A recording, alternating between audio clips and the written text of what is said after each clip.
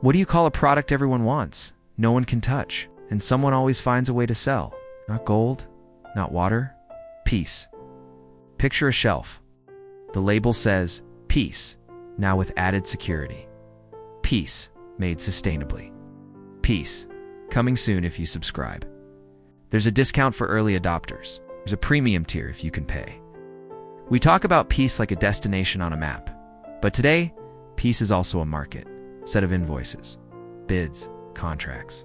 Somewhere, a spreadsheet calculates its margins. If that sounds cynical, stay with me, because it's also true and complicated. People working in these systems aren't villains. Many are brave. Many are trying to heal what's broken. But when peace becomes a product, we should ask, who profits and who just gets the press release? Start with the scale we don't like to see. According to reputable researchers, the world spent around $2.4 trillion on militaries last year.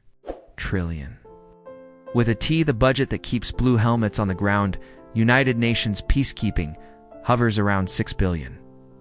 In a ledger that large, a decimal looks like mercy. Peacekeeping itself is an industry. It runs on uniforms, radios, drones for mapping, fuel, bottled water, contractors who cater meals in conflict zones. Nobody parachutes in with pure intention and clean hands. Everyone needs a supply chain. A mission hires drivers. Someone supplies the fencing around a base.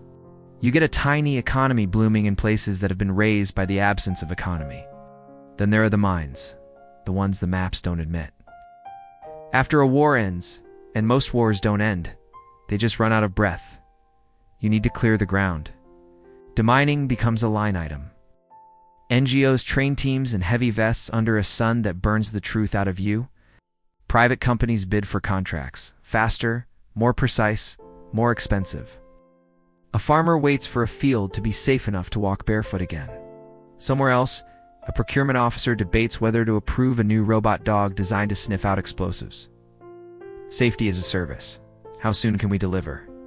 In one part of the world, an investor pitch deck promises a platform that maps rumor and misinformation to prevent violence.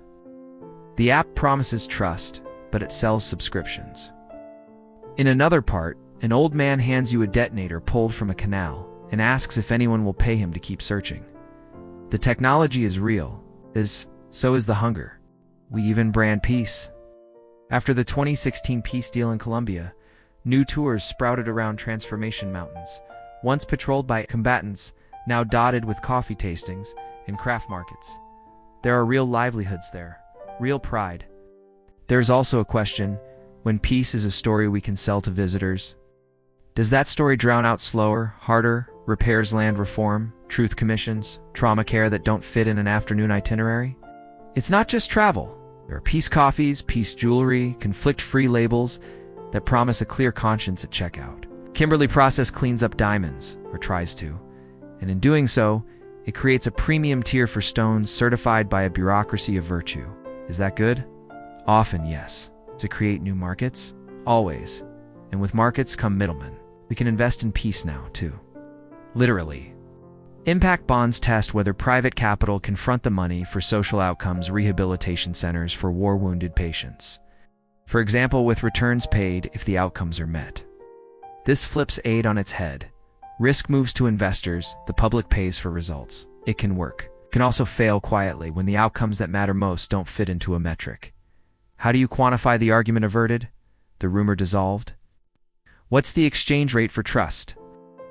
Meanwhile, defense companies rarely shrink with ceasefires. Budgets and backlogs last for years. When shooting stops, the talking starts about modernization, safer vehicles, smarter targeting, better protective gear. Some of this saves lives. Some of it just writes a new chapter of the same. The way a storm reorganizes a coastline but doesn't change the weather. Deterrence becomes a synonym for peace in presentations that look suspiciously like a catalog. And the line between war profiting and peace profiting blurs. The same contractor that builds a base may win a reconstruction bid. The same firm that trains battalions might pivot to stabilization workshops. The business card changes font from security to resilience. The strategy changes as little as possible. I don't say this to sneer. The world needs carpenters after it needs sappers. It needs translators and psychologists and teachers who can coax a classroom out of a room that has known only orders and silence. But when you build a system in which livelihoods depend on the persistence of not quite peace, you create incentives for the limbo to linger. The conference never quite ends. The round tables rotate. Per diems and hotel budgets accumulate their own gravity. There's another kind of commodified peace no one talks about: private peace. The peace you can buy if you are rich enough. Gated communities. Private security, armored sedans, consultants who extract you from chaos by helicopter. Safety becomes a club good. The lights look steady on one side of a wall and flicker on the other. The market has fulfilled its promise to the ones it could reach. It has nothing to say to those it cannot. An analyst once told me that we misunderstand peace because we imagine it as a thing, a noun. But peace is a verb. It's 1,000 decisions practiced every day by officials, by shopkeepers, by students who choose to listen, by police who choose restraint. Verbs are hard to sell. How do you brand a process? How do you resell an ordinary, unstated commitment to not harm? The truth is, many people do profit rightly when peace becomes a product. Local cooperatives earn steady money from projects once impossible. Former fighters build small businesses and no longer depend on a commander. Women's groups hire counselors and keep girls in school. These are profits too, but you won't find them on a stock ticker. They accrue somewhere else. In the minutes a mother docentee spend worrying her son one tea come home. In the heat shimmer of a paved road that cuts an hour off a dangerous walk in the quiet of a night where dogs still bark at cats, not gunfire. So who profits? The answer is messy. Arms makers, definitely. Logistics firms, certainly. Consultants and contractors, yes. But also deminers and social workers and teachers and the kids who finally get to kick a ball without looking down first. Profit is the wrong word for some of them, but in a world obsessed with prices, maybe we borrow it. Maybe we measure gains in more than money. The twist, if there is one, is that peace doesn't scale like software. It doesn't become cheaper with more users. It gets heavier with each new person you're willing to carry along with you. That means the best business models for peace aren't really business models. They're compacts. They are societies deciding to pay for what won't pay for itself. Independent courts. Schools that teach history without igniting revenge. Media that won't auction outrage to the highest bidder. They are budgets that look inefficient until you try the alternative.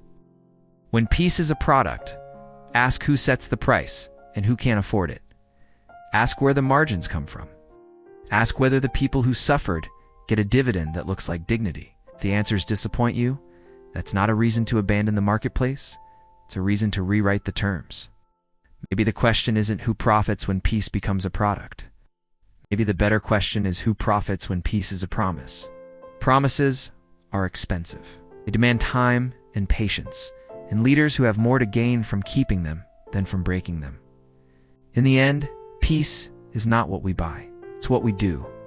When no one is watching, when there's no logo on the work, when the only receipt is the sound you hear at midnight, heart steady, street quiet, city breathing, the kind of quiet that doesn't feel like an absence of noise, but the presence of care. That's the version no one can sell you. That's the one worth making.